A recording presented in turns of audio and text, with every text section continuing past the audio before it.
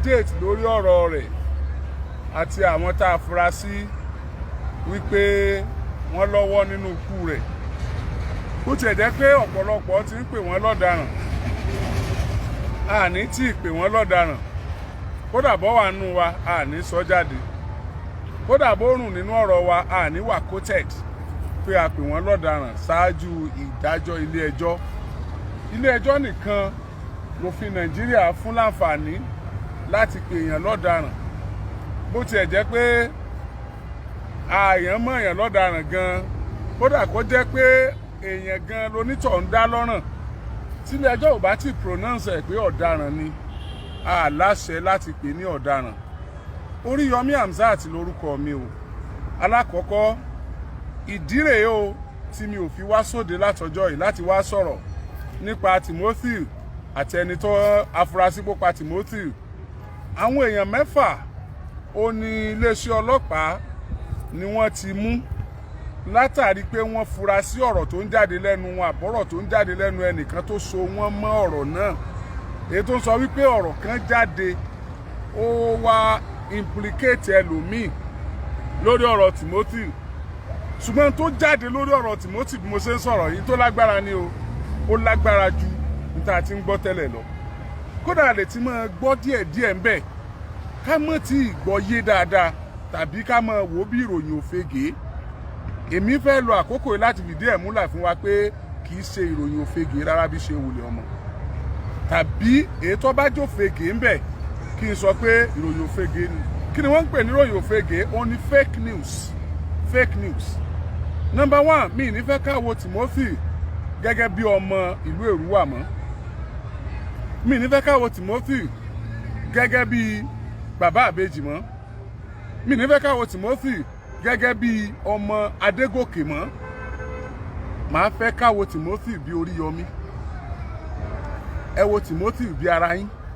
Ẹ wo Timothy bí ọmọ yín. Ẹ wo Timothy bí ẹ̀gbọ́n. Ẹ wo Timothy bí àbúrò. Ẹ jẹ́ ká wo bí tí Timothy gan ti wrong.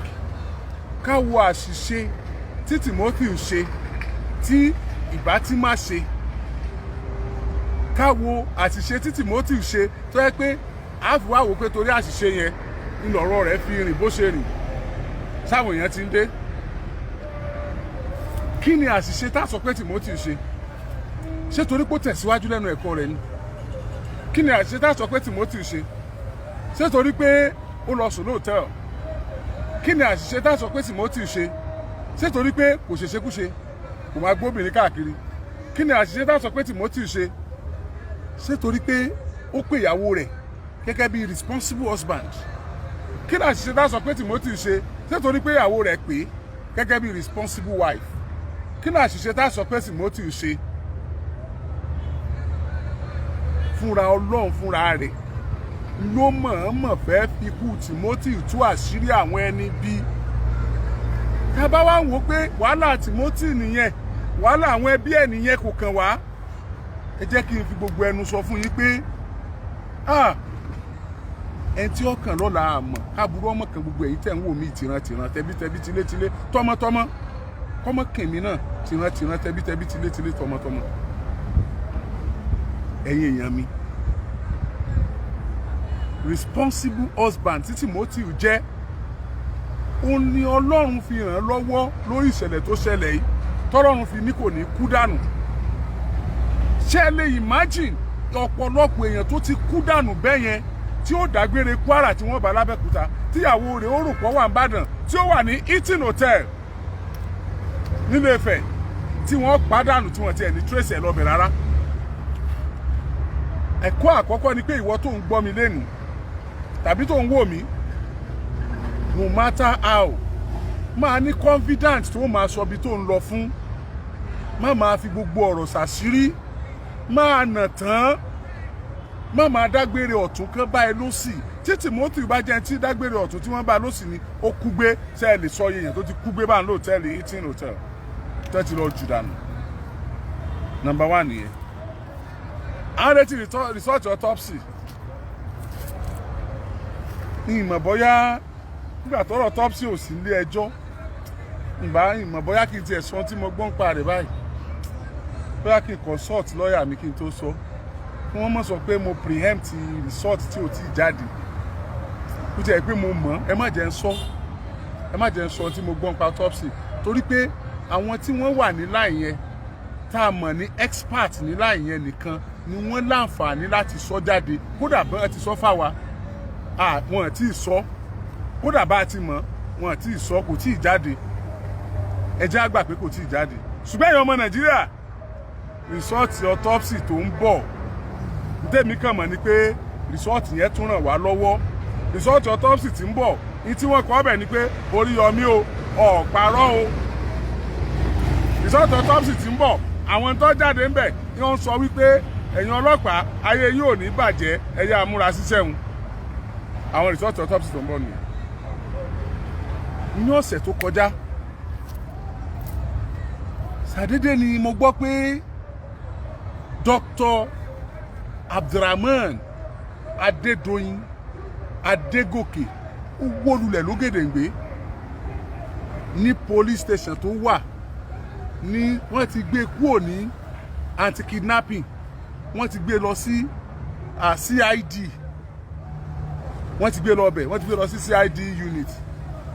ṣàdédé ló ń ré lulẹ̀ lógèdèǹgbé ó ń díbọ́n ni o wọ́n jọ mọ́ ni o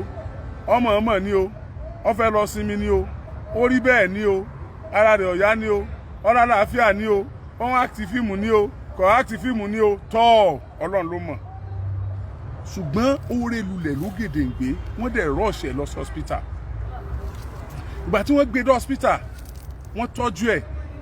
fún bí odidi ọjọ́ kan sọ́jọ́ kejì wọ́n gbé kúrò lọ hospital yẹn wọ́n gbé padà wá sí police clinic tó wà ní Òṣogbo police clinic yìí ibẹ̀ ni wọ́n gbé sí tí wọ́n tún ti ń tọ́jú ẹ̀ wẹ́rẹ́wẹ́rẹ́ tọ́lọ́pàá dúró tì ń bẹ̀ kí ló wá ṣẹlẹ̀ ní police clinic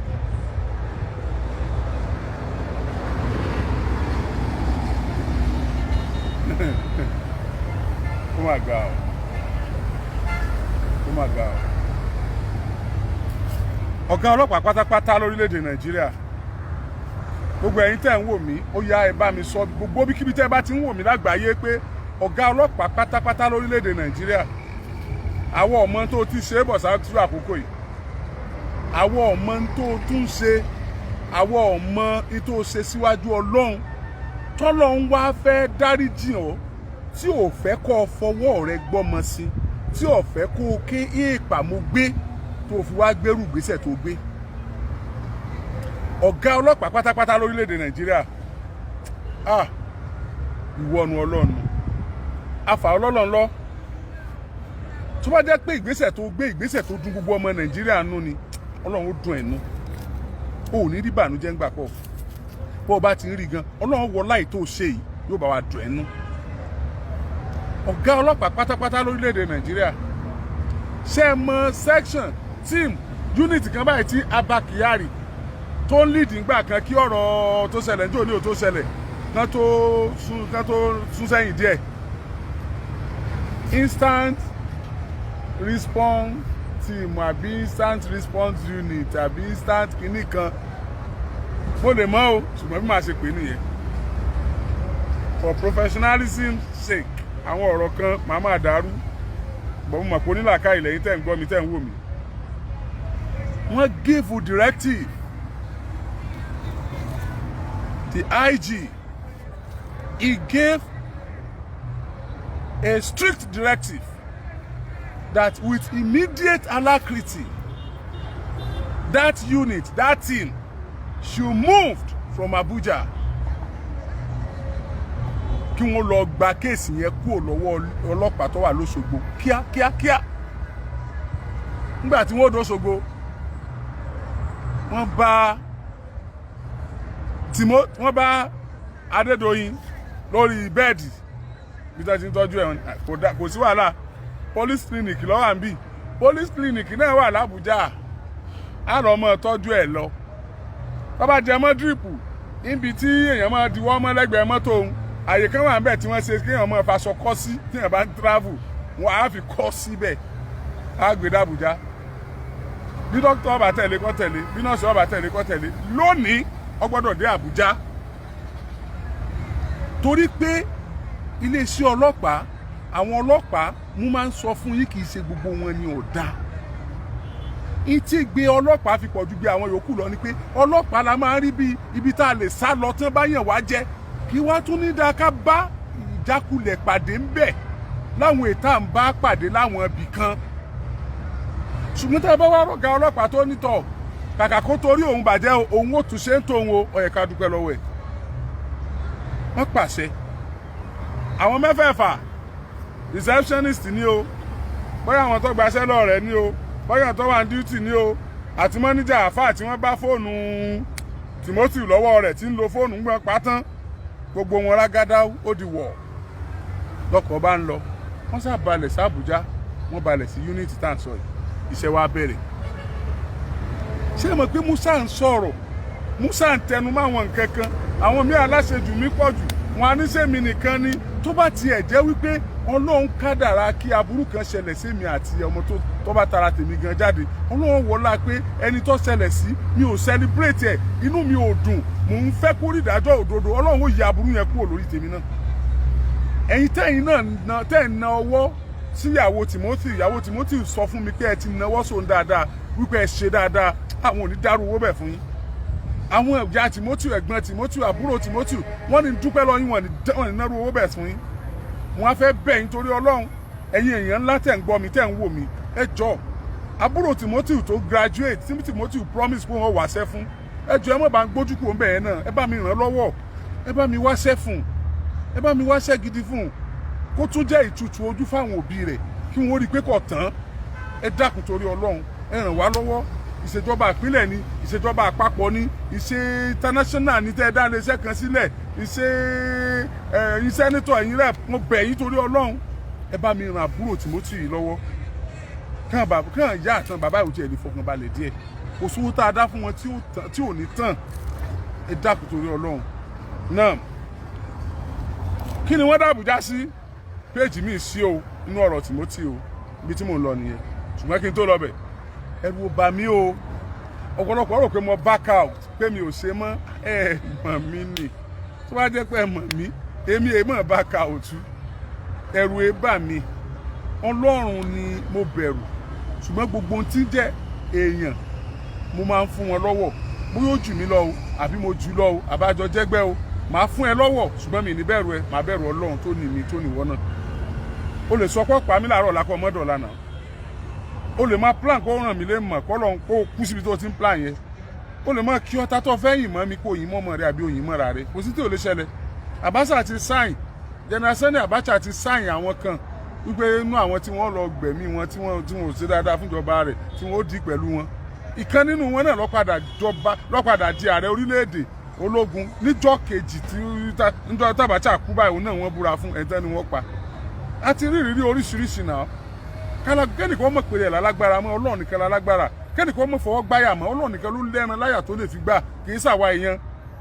àti pé sọ́lọ́run láyà bíi ti a ní àyà tọ́lọ́run ò ṣe é fi wé kò láfiwé láyé àtọ̀run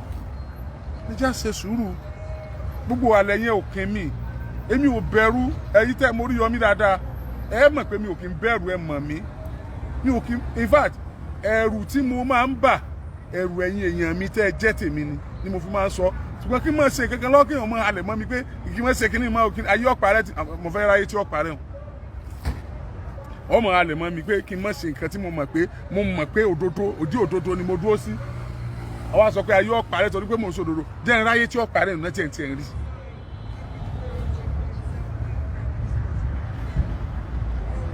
èmi kì yóò kú kíkú kankan bí kò ṣe yíyẹ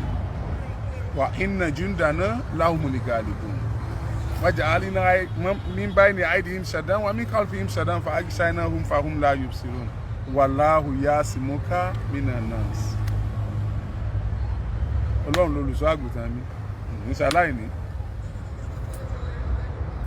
tó bó ṣe jẹ́ nìyẹn ẹ̀rù ò bà mí ẹ fọkàn balẹ̀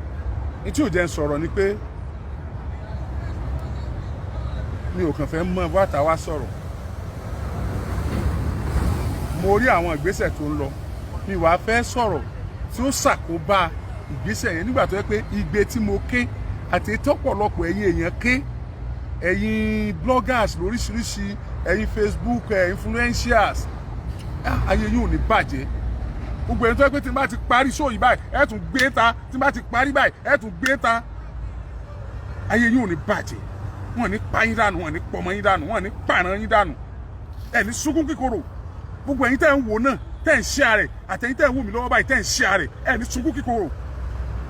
bí kankan bá ti ń pa yín lẹ́kún tẹ́lẹ̀ Ọlọ́run ó sì sọ dídùn bí kankan bá ń bà yín tí bá ń bà yín lẹ́rù tí ń já yín láyà Ọlọ́run ó sì fi tutù ọkàn yín yóò wọlá pé ẹ̀ ń ṣe dáadáa torí bẹ́ẹ̀ ṣe ń ṣe àyè náà bẹ́ẹ̀ ṣe ń ṣe àyè náà lẹ́ ń ran àwọn ẹbí tíṣẹ̀lẹ̀ ìṣẹ̀lẹ̀ sí lọ́wọ́ àní bò ni ò ṣe ní tẹ̀síwájú bò lò pé ó ṣe débà bò lò pé ó ṣe débà bò lò pé ó ṣe débà bò láṣẹ yé yanra wa jẹ bò yá láṣẹ ní para wa jayé mọ́ bò làlàáfíà ó ṣe wà ìgbà kan téèyàn bá fẹ́ travel Nàìjíríà yóò prefer kó travel lóru ju kó travel lọ́sàn-án lọ gbogbo ọmọ tutù ní táyà ó enjoy engine ó enjoy yóò rà mọ́ lọ ní dùdùdùdù ta ló lè travel ọ̀sán gan ní ìsìnkú ẹ̀rù ń báyàn ká tó sọ̀rọ̀ òru kódà kọ́rọ̀ Timothy tó ṣẹlẹ̀ ni mo ti ní máa ṣe special program fáwọn èèyàn mi àwọn tó wà lábúrò tán bá fẹ́ wálé fọ́dún bí ẹ dákun o don't just pick a bike don't just pick a cab àwọn kan ti set fún December nípa àwọn èèyàn kan bọ̀ wá sọdún December mo sọ fún ẹ tó o bá lábúrò ẹ tó trust tí ó wà gbé ẹ tó o lẹ́gbẹ̀ẹ́ tó trust tí ó wà gbé ẹ tó jẹ́ pé ọ̀rẹ́ rẹ gan o trust ẹ tí ó wà gbé ẹ tí o bá trust ẹ tí ó wà gbé ẹ don't just pick a cab jọ̀ọ́ torí Ọlọ́run tó o bá ní gbogbo àwọn yẹn pè mí I can arrange for you I can arrange security for you tó fi lọ Ọlọ́run nìkan lọ́ba tó láàbò lọ́dọ̀ òun nìkan ní security o I can do this thing for you mo inú mi ń bàjẹ́ bẹ́ẹ̀ tí ń ròyìn wa àwa tá a wà ń bí inú mi ń bàjẹ́ kò dùn mọ́ mi intend go through láti wá bí tẹ́ ẹ bá wá bí ó yẹ kẹ́ ẹ wá sinmi bí ni ó yẹ kẹ́ ẹ wá relax bí ni ó yẹ kẹ́ ẹ wá refresh bí ni kẹ́ ẹ tún gba tẹ́gùn gidi sára ẹ wo gbogbo tá a dúró sí ó yẹ kí o ti máa ṣe fàájì ni kí ẹ máa refresh ara ẹ bá ṣó ẹ fún wọn kí wọ́n rí rúbẹ̀ ẹ wò ó yẹ kí ẹ máa gbádùn bẹ́ẹ̀ kí ẹ refresh ara ẹ kó jókòó kó gba tẹ́gùn sára kí ti ara gbó kó fẹ́ sí la kí òun náà oxygen carbon dioxide tó bá jáde látara igi gbó kó fà á sí kó gba gbogbo ẹ̀ sára kí kó náà tó dá tiẹ̀ padà kó lálàáfíà ṣùgbọ́n ta ni ó wà á èèyàn jókòó nù yàrá ẹ̀gán ẹ̀rù ń bà á let alone of sitting outside ta ni ó jókòó tí ó kó ń wá láàfíà kan lábẹ́ igi kan lásẹ̀ wà ní wálé ni sẹ́ẹ̀ ní wálé ni sẹ́ẹ̀ wà ní wálé mọ́ ni ìyá ẹlòmíì ti dàgbà ìyá rẹ̀ ń dàgbà lọ ó fẹ́ fojú kan ìyá rẹ̀ kó tó jáde láyé ó fẹ́ kí ìyá rẹ̀ touch òun ó fẹ́ wá gba blessing ẹ̀jọ̀ wá gba blessing bàbá ẹlòmíì ti dàgbà ó fẹ́ wá gba blessing ẹ̀jọ̀ wá gba blessing ẹlòmíì wà ń bẹ̀ yẹn kọ̀rọ̀ ọmọ rẹ̀ mú wọbẹ̀ ó sì fẹ́ wá rọ́mọ rẹ̀ ẹ̀jọ̀ wá rí to how far how long are we continue to be living in this unsafe environment. ọlọ́pàá ìyẹn kọ́ lọ́lọ́pàá ni ibà sọ wọn ló yà wá lọ́tọ̀ ìyẹn làwọn náà ara kan náà lájọ ní ṣe bẹ́ẹ̀ gbọ́n wa àbúrò wa bàbá wa làwọn tó wà ń bẹ̀ àwọn tá a jọ kàwé wà ń bẹ̀ àwọn sáńsì náà wà ń bẹ̀ ẹ̀tọ́ tó kàwé lẹ́yìn wa náà wà ń bẹ̀ but they choose that job does not mean they have one extraordinary power somewhere so àwa gan tá a bá túnra wa ṣe kò sí táwọn ọlọ́pàá ẹ̀fẹ́ ṣe tá a bá túnra wa ṣe ṣùgbọ́n ẹni bí pọ̀ nú wọn I must confess ẹni bí pọ̀ nú wọn bí mo ṣe ń ṣe ṣó yìí nísìnyí wọ́n wà ní ọlọ́pàá tí ń ṣépè lọ́wọ́ tínú ń bí kí ni bí ọnu tó fẹ́ bínú kú ni nígbà tí ìpínlẹ̀ ní o bínú kú tó bá tiẹ̀ bínú kú tó ọmọ pé tó bá tún bínú sí mi báwo fẹ́ bínú kú ni kí ló pé mo ṣe fún wọn náà torí pé wọ́n pààyàn àní kí wọ́n ṣèwádìí kí wọ́n mọ̀ pàgbé inú wa ń bí ọ nígbà tó tí èsì pọ̀ fẹ́ wọ́n pọ̀ ọmọ tiẹ̀ náà lápàgbé ẹ tó bá fẹ́ wọ́n pọ̀ ọmọ òun lápàgbé ni ó pè kẹ́ pọ̀ ọmọ èèyàn kan lápàgbé náà tó bá fẹ́ wọ́n pọ̀ ọmọ òun ni ó pè wọ́n pọ̀ ọmọ èèyàn kan ẹ tí ò bá fẹ́ wọ́n pọ̀ ọmọ òun tó bá pọ̀ ọmọ ọlọ́mọ yóò mọ dùn náà ní náà look at that guy look at him the guy ó jí Timothy ó jí poverty let me tell you Timothy jí ìgbà tí Timothy jí ní jíǹde ayé rẹ̀ ó rí poverty báyìí he saw it, he saw poverty. Ó wò ìdílé bàbá, ó rí poverty. Ó wò ìdílé ìyá, ó rí poverty. Ó wá rí pé this poverty is too thick. He now decided to fight it. He decided to fight the poverty. Ó wọ ṣòkòtò, ó wẹ̀wù, ó wá múra pé òun ó jagun yìí. From primary school, secondary school, tertiary institution, chartered accountant, MBA executive. Torí pé ó fẹ́ fight poverty náà ni. Inú ò fi dúró nígbà tó ní chartered kan tó tún fi kàwé sí. Inú ò fi grow débẹ̀ lẹ́nu iṣẹ́ tó tún fi kàwé sí. Because he want to fight poverty. Kódà tọ́lọ́run bá tiẹ̀ pàǹjọ náà, must you kill him? Nígbà tó pẹ́ náà, must you kill him? Gbogbo ẹni tó pa Timothy ò ní bọ́ bẹ́ẹ̀. Gbogbo ẹni tó pa Timothy kò ní bọ́ lágbára Ọlọ́run. Oh God. Bọ̀bọ̀ yẹn ò rest till now. Bọ̀bọ̀ yẹn ń ba èmi jẹ́, ń fight till now. Tó bá jẹ́ pé bí àwọn fíìmù tá à ń wò, tó jẹ́ pé tó kù bá gbá yẹn kú yóò kàn yẹn ni, ìbá ti na Adédoyin pa. Ìbá ti na gbogbo receptionist yẹn, ìbá ti na pa. Wọ́n máa Adédoyin tẹ́ ní kán máa wá kí ìbá ti lọ na pa ń bí ọ wà. Pé gbogbo ẹ̀yin tẹ́ ẹ̀ sọ̀ráǹdì. Tí ẹ fẹ́ mọ̀ bóyá ẹ̀yin lẹ pa mí àbẹ́yìn kọ́, bóyá wọ́n pa òun àbó nǹkan o. Gbogbo ẹ̀yin tẹ́ ẹ̀ sọ̀ráǹdì tẹ́ ẹ̀ suspect gan, ẹ̀yin tẹ́ ẹ̀ kọ́ kú náà. Ó rí poverty, ó dẹ̀ fight ẹ̀. Interview máa mọ̀ pé bọ̀bọ̀ yẹn fight poverty ni o. Ilé bàbá rẹ̀ ti ń gbé, ilé ìyá rẹ̀ ti ń gbé, ó rí pé kò ṣeé mú yàn lọ. Timothy wọ̀ kọ́lé fúnra rẹ̀, ó dẹ̀ kọ́lé fún bàbá àtìyá. Can you just imagine? Kò kọ́lé fúnra rẹ̀, kò kọ́lé tara rẹ̀, ó dẹ̀ kọ́lé, ó dẹ̀ ní bàbá mi àtìyá mi ẹ bọ́ bẹ̀ lérúwà. Kúrẹ́jì ò kọ́lé fúnra rẹ̀ l'Àbújá, Kúrẹ́jì ò kọ́lé fúnra rẹ̀ l'Àkúrẹ́. Èèyàn kan wá ní ìyàwó Timothy o, òun nílé tó lè máa gbé lẹ́kọ̀ọ́, tó bá jẹ́ pé kò ló fẹ́ gbé o. Ìyàwó Timothy bá kúnlẹ̀, ó wá ń sunkún. Kí ló ń pa lẹ́kùn? Ìbàdàn ló ń tiẹ̀ fẹ́, Ìbàdàn ló ń fẹ́. Inú rẹ̀ ó dùn mọ́ pé èèyàn kan fẹ́ fún nílé tó wọ́n máa gbé. Bó tiẹ̀ jẹ́ pé Èkó lẹ́ni yẹn ló nílé sí, pé èèyàn kan fẹ́ fún nílé tó wọ́n máa gbé. Okay, ṣé tó bá yẹ pé ọkọ rẹ̀ ti kọ́lé s'Àbújá, ṣé kò ní sọ pé ọkọ òun nílé l'Àbújá àbọ̀kọ òun nìkan? That means pé ìṣòro létí ọmọ gbé gan tó kọ́kọ́ wá sẹ́mi rẹ̀. Ó wà nù wàhálà tí ń bá fà á. Níjọ́ tó kọ́kọ́ bá mi sọ̀rọ̀ ó ní, ṣé àwọn ọmọ ìwà lè lọ rú skul tí bàbá wọn fẹ́ kí wọ́n lọ mọ́ báyìí? Bàbá wọn ní tán bá ti dàgbà dé stage kan o, òun fẹ́ kó wọn kúrò Nàìjíríà kó wọn lọ abroad nítorí security tó ń ṣẹlẹ̀ lórílẹ̀‐èdè yìí. Ṣé bàbá wọn wá ta ló wá bó wọn ti wá lè bó ṣe wọ́n á lè ríru ayé bẹ́ẹ̀ yẹn mọ́? Ó rí poverty,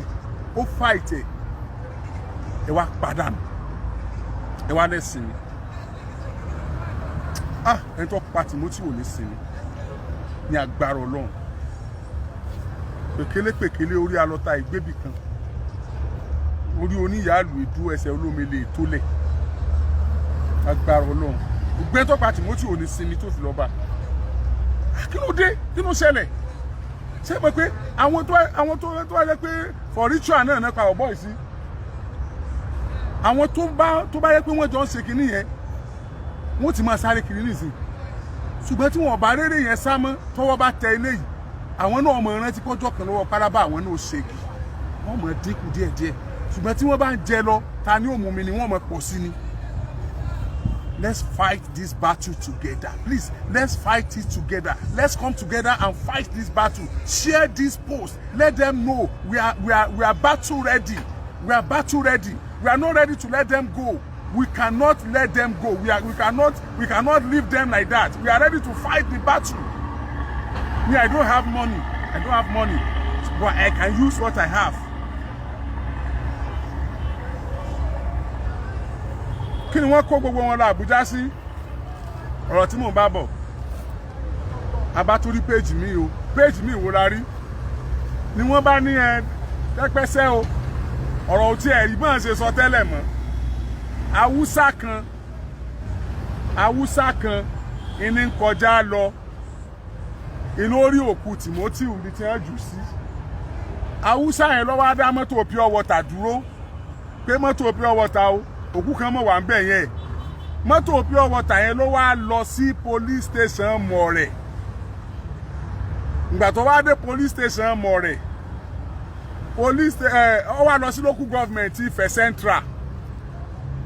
Central àti police station More ni wọ́n wá jọ débi òkú. DPO police station More òun ló wá sign òun ló wá fún àwọn health official tán wà ní Ifẹ̀ Central local government òun ló wá fún wọn ní go ahead kí wọ́n sin òkú Timothy bí wọ́n ṣe sin yẹn. Ẹ̀jẹ̀ tún sọ bóyá kò yé yín àní wọ́n láwùsá kan kọjá lọ ó wá rókù Timothy ibi tí wọ́n jù sí ìgbà tó wá rókù Timothy ó wá dá mọ́tò pure water dúró pókù kan bẹ́ẹ̀ ń wo oní pure water yẹn náà kò wá supply lọ mọ́ ó wá sá wá mọ́tò lọ sí local government tó wà ní Ifẹ̀ Central bí local government wọn lọ ni o bọ́dọ̀ àwọn ọlọ́pàá ni o Ifẹ̀ Central àti DPO More àwọn health official wọn ní DPO More fún ní go ahead kí wọ́n lọ sí òkú Timothy nígbà tí wọ́n ti rí i pé wọ́n ti jòkó ẹ̀ lẹ̀ wọ́n dẹ̀ ti faṣọ hòtẹ́ẹ̀lì wé so the next ni pé kí wọ́n lọ sí àwọn ìbéèrè tí mo fẹ́ béèrè ni nígbà tá a tẹ̀síwájú nínú ìwádìí wa alága chairman local government Ifẹ̀ Central òun ní òun ọ̀wà aware of anything pé wọn ò sọ fóun pé àwọn gbókùn kan àwọn lọ sí o pé àfi tán bá yẹ rẹ́kọ̀dù àwọn wò táwọn health official yẹn bá lè prove ẹ̀ pé lóòótọ́ o làwọn lọ sí òkú tóun ọmọ sí o. Number 1 nìyẹn. Number 2 ó ní pé ṣé rí More police station bóyá ẹ̀ mọ̀ bẹ́ẹ̀ jẹ́ ń júwe torí pé àìwá mi ṣe pé mò ń ṣeré lọ àbí mo fọwọ́ rọrí níbì kan àbí mo ti wò pé mo ti jáde bí tí mo fẹ́ jáde no àìwá mi ò ṣe bẹ́ẹ̀ yẹn àìwá sóde mi kò sú mi o mo ṣẹ̀ bẹ̀rẹ̀ gan ni o wọ́n lọ́lọ́pàá kan lóṣogbo wọ́n ló lóun wá mi ìmọ̀ tí mo ṣe fún o a padà sókọ rẹ̀ tí gbogbo ayé ọ̀gbọ́ àti pé ó tiẹ̀ ń ṣeré ni kò lè jẹ́ bẹ́ẹ̀ ó ń ṣeré ni wọ́n ní zone 2 àrí nǹkan wọ́n jẹ́ ń dákọ̀ zone ó sá lóun wá mi sá ó sì fẹ́ bá mi dọ̀rẹ́ ni I don't know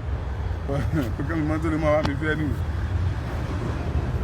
Ọlọ́pàá tẹ́ ẹ bá dé police station More àti area command tí area commander wà tó ń control gbogbo Ifẹ̀ nǹkan yẹn ibì kan náà wọ́n jọ wà let me put it that way ibì kan náà as in bí pé ó tóbi tán wá yọ báyìí ibì kan náà wọ́n jọ wà police station More tán sọ yìí àti bí tí area commander abẹ wà ibì kan náà wọ́n jọ wà. The investigation continues. Area commander ǹjẹ́ lóòótọ́ ni ẹ give order kí wọ́n sin òkú tí wọ́n rí date báyìí. Area commander ní òun ò gbọ́ pé wọ́n rí òkú kankan. Òun ò tiẹ̀ gbọ́ there is no signal. There was no signal from the DPO More to his office. Ibi tó kàn lè walk down kó dé tàbí kó make a official kó send the signal sí ó ní ó sì signal kankan so kò sí rẹ́kọ̀dù pé wọ́n rókù kankan ní déètì yẹn lọ́dọ̀ òun yẹn lọ́dọ̀ area commander òkú là ń sọ yìí o tán bá rókù bẹ́ẹ̀ yẹn ó yẹ kí area commander ó yẹ kí DPO kó communicate area commander kí area commander communicate headquarters so that kí rẹ́kọ̀dù yẹn lè wà ńlẹ̀ a lè pé lókù wèrè kó jókòó èèyàn bí irú eléyìí kó jókòó èèyàn gidi. Now tí èèyàn bá sọnù wọ́n ní go to police station tẹ́ ẹ bá dé police station wọ́n ní in another 24 hours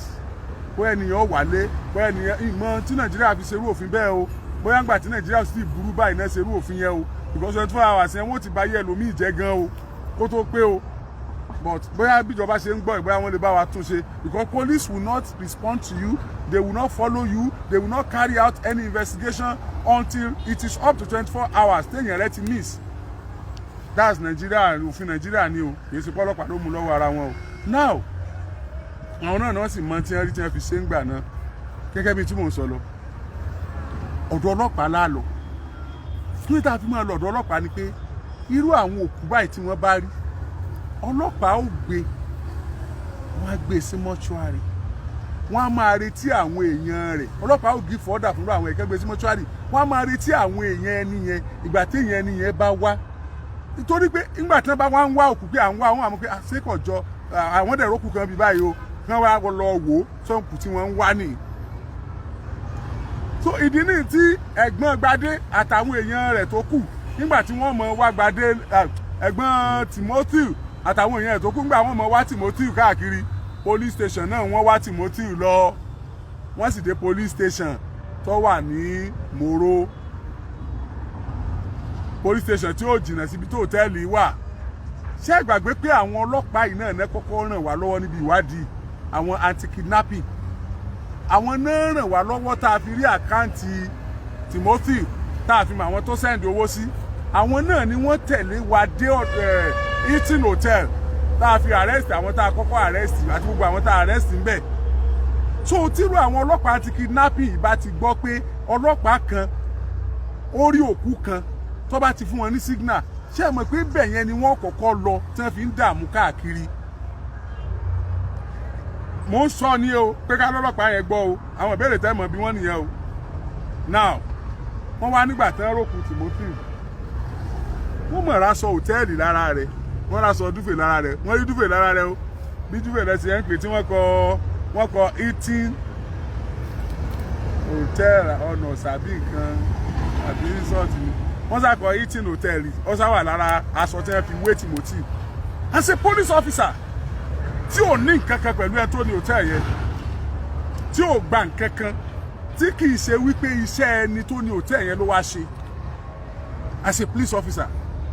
you have to investigate òkúta ẹ̀rí yẹn láti investigate ẹ̀ ẹ máa investigate ẹ̀ and Ọlọ́run ti mú wọn investigation yẹn yá nítorí pé aṣọ tó wà lára òkú yẹn tán fi wé aṣọ hòtẹ́ẹ̀lì ni trace the man back to the hotel bẹ́ẹ̀ ṣe aṣọ hòtẹ́ẹ̀lì yẹn ẹ gbé lọ sí mortuary we have to investigate this provided tẹ́yìn ọba máa Adédoyin rí tó jẹ́ pé ṣẹ́ gidi iṣẹ́ aráàlú lọ́wọ́ ṣe lóòótọ́ ẹ̀yin ọlọ́pàá ayé yóò ní bàjẹ́ o afẹ́kẹ́ bá wo bẹ̀yẹ pẹ̀lú aṣọ hòtẹ́ẹ̀lì yẹn náà lẹ́sìn ní wọ́n sí aṣọ hòtẹ́ẹ̀lì dáṣọ ọkú rẹ̀ ọjà sọ tí àwọn ẹbí ẹ̀ rà láti fi sí pẹ̀lú máàkì táwa rí nítan rẹ̀ tá a rẹ́jẹ̀ nítan rẹ̀ náà lẹ́sìn ní wọ́n sí ṣé ẹ lọ fọwọ́ rọ rí kú ni àbẹ́ sọ pé wèrè kan ti ń lọ lọkọ̀ gbá ọkọ̀ tó gbá títì wá gbé jù bẹ́ẹ̀ àbẹ́mi náà ni ọjọ́ wa lójúdé lẹ́fù yẹn ẹṣin ajá yẹn ti kú nìyẹn ẹṣin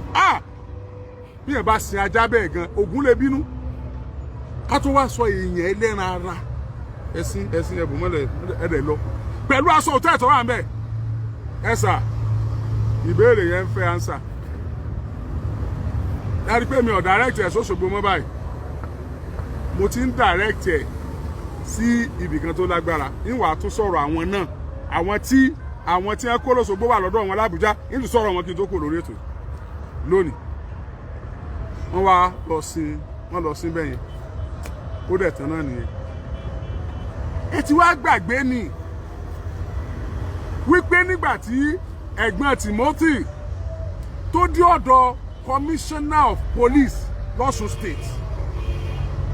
Commissioner of Police fúnra rẹ̀ òun ló kọjú sí àwọn receptionist yẹn àti manager àfáà yẹn wípé níbo lẹ dá gbogbo ẹrù Timothy sí níbo ni luggage ẹ wà nígbà tẹ́ pa bẹ́ẹ̀ yẹn àfáà yẹn wá sọ̀rọ̀ ó ní